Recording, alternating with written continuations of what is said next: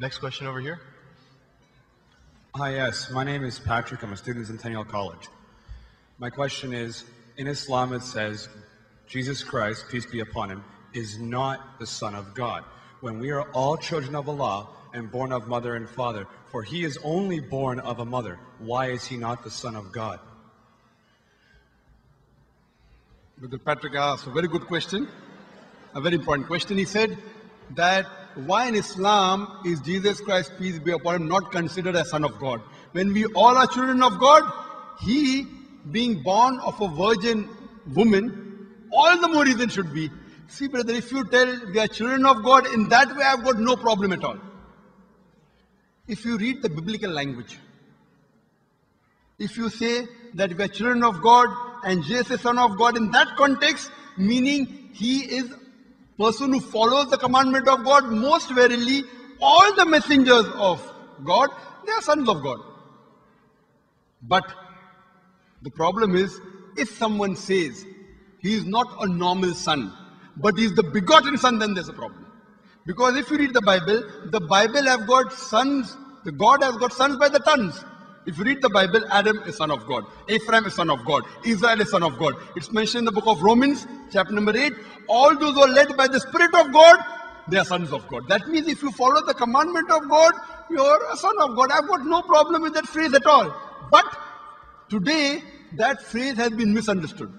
So for example, if a young son asks me a question, I said, Beta, son, it's a very good question. He won't mind because I'm elderly, But if I say that begotten son, that means I'm insinuating him. Maybe he'll punch me. Fine. So what do you realize? That using the phrase son of God, in the context that we are children of God, we have no problem. So in that context, all the human beings who follow the commandments of God can be called children of God. No problem. But what the Christian says, that no, Jesus Christ, peace be upon him, is not a normal son. And he quotes Gospel of John, chapter number 3, verse number 16. For God so loved the world that he gave his only begotten son. Whosoever believeth in him shall not die but have everlasting life. Correct, brother? So do you believe Jesus is the begotten son of God? I do. You believe, fine. Now this verse which I quoted, Gospel of John, chapter number 3, verse number 16, it's from King James Version. For God so loved the world that he gave his only begotten son. Whosoever believeth in him shall not die but have everlasting life. Now when you read the Revised Standard Version of the Bible, revised by Thaidu scholars, Christian scholars of the highest eminence, backed by 50 different cooperating Christian denominations, they say that this word begotten is an interpolation, it's a fabrication, it's a concoction, it's an adulteration. Who's saying? Not Muslims, not Hindus. Thaidu Christian scholars of the highest eminence in the Revised Standard Version of the Bible, they say begotten is an interpolation, it's a fabrication, it's a concoction, and they're thrown out of the Bible. So if you say Jesus is Son of God, like Adam, like Ephraim, like Israel, I have no problem. The moment you say begotten, I want to ask you the question, what is the meaning of begotten? Brother, what is the meaning of begotten? Begetting is an animal act. It's the function of lower animals of sex. And when you say that he was born to Mother Mary, virgin, what are you insinuating? And if you say, because Jesus Christ, peace be upon him, is God or Son of God, because he was born to Mother Mary, Quran gives the reply in Surah Imran, chapter number 3, verse number 59. Inna masala Isa indallahi ka masala Adam. Khalaqa min turab. That when they say the similitude of Jesus in front of Allah is the same as Adam.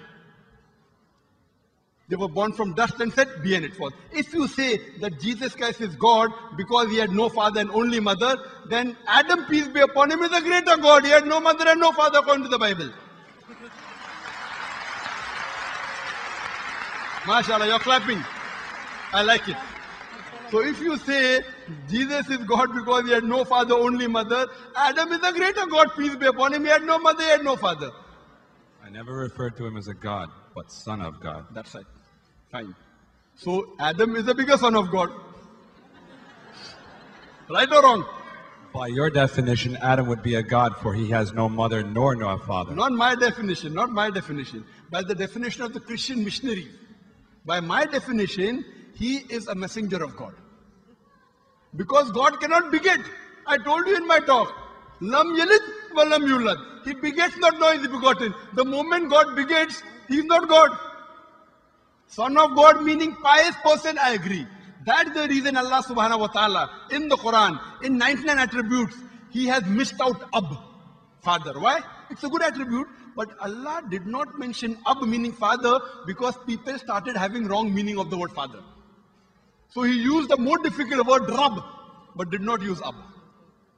Logically it's fine, but Almighty Allah subhanahu wa ta'ala purposely did not use the attribute Ab in the Quran because people will misunderstand.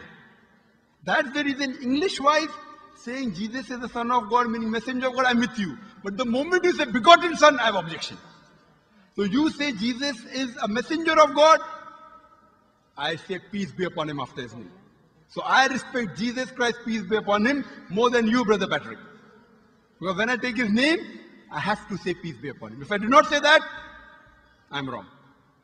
So I love Jesus Christ, peace be upon him, more than you. I follow his teaching more than you.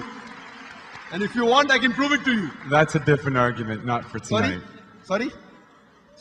That's a different argument and not for tonight. Okay, fine. I'll give you a few things. Jesus Christ, peace be upon him. Fine? If you read the Bible, he was circumcised on the 8th day. Fine? Majority of all the Muslims are circumcised, the Christians aren't. So if you say Christian means a person who follows the teachings of Jesus Christ, peace be upon him, then it's mentioned in the book of Leviticus, chapter number 11, verse number 7 to 8. It's mentioned in the book of Deuteronomy, chapter 14, verse number 8. We should not have pork. It's mentioned in the book of Isaiah, chapter 65, verse number 2 to 5. Should not have pork. Muslims don't have pork. Most of the Christians have pork. If you read the book of Ephesians, chapter number 5, verse number 18, in the book of Proverbs, chapter number 20, verse number 1, it says you should not have alcohol. Muslims as a whole don't have alcohol. Most of the Christians have alcohol. If you say Christian means a person who follows the teachings of Jesus Christ, peace be upon him, we Muslims are more Christian than the Christians themselves. We love him. We respect him. If you say, I love Jesus Christ, peace be upon him, but don't follow his teachings, your love is false. We, therefore, mashallah, I love Jesus Christ, peace be upon him, more than most of the Christians. Because I follow his teachings, I respect him, I revere him. And Jesus Christ also said, in the Gospel of John, chapter number 16, verse number 11 to 14, I have many things to say unto you, but ye cannot bear them now. For he, when the Spirit of truth shall come, he shall guide you unto all truth. He was talking about Prophet Muhammad to come.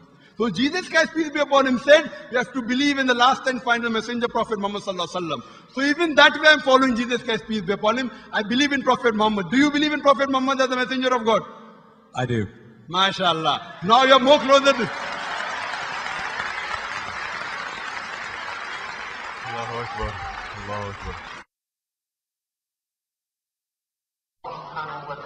Now he wants to say the Shahada, and then we will move on and say after the Ashhadu an la ilaha illallah, la ilaha illallah, illallah illallah, wa ashhad an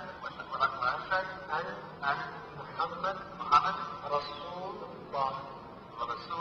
Rasul, Allah. I'm more excited than him. Allahu Akbar. Allahu Akbar. Allahu Akbar. Allahu Akbar. Allahu Akbar. Allahu Akbar. Welcome, the brothers and sisters. Welcome in.